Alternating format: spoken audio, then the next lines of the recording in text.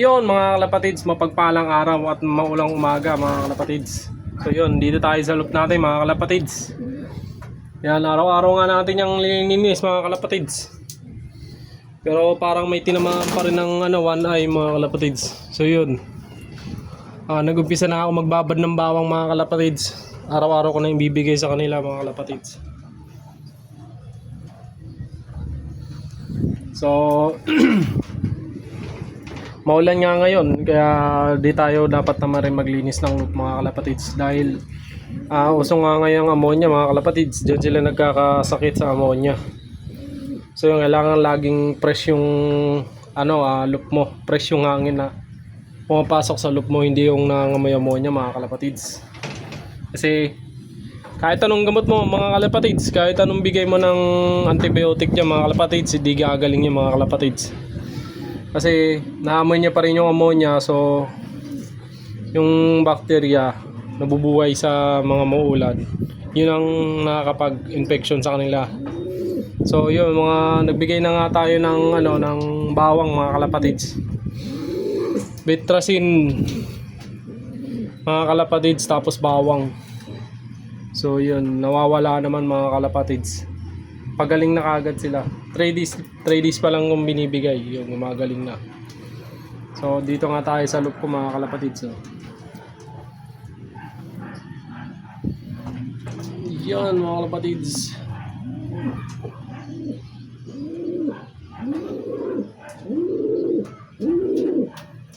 So yun, yung natin, yung 7 natin panlaban, 5 na lang mga kalapatids. 1, 2, 3, 4, 5.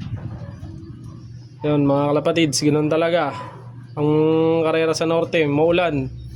Sadyang di mo talaga malaman kung kung uwi ba yung ibon mo. Sabi nga nila madali lang daw sa norte, pero para sa akin napaka sobrang hirap ng norte kasi maulan, bagyo, yan ang kalaban nila. Pag yan tuloy-tuloy lumipad mga kalapatids, mababasa yung pakpak niyan hanggang sa bumagsak sila mga kalapatids habang lumilipad. Pilitin man nilang lumipad mga kalapatids, hindi sila makakaway. Alam niyo kung bakit? Kasi sobrang basa na ng pakpak nila.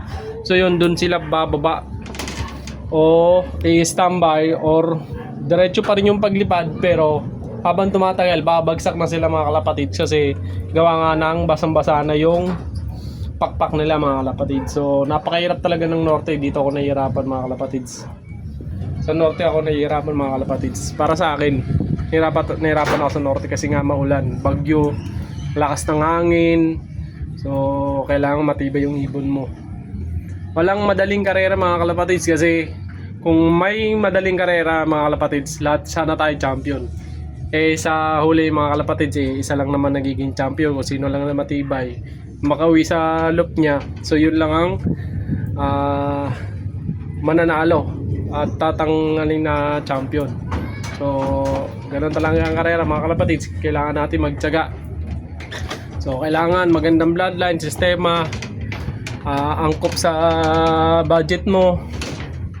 So wag kang sumabay sa mga big loop na puro imported yung gamot, mga vitamins. Kung di ka naman mayaman, edi mahirapan ka. So sabay lang tayo sa Agos. Yan mga kalapatids. So yan, Johnson natin mga kalapatids. Si Borga, may nililimliman nga yan mga kalapatids. Matanda na yung mga kalapatids, mga 10 years na siguro yan.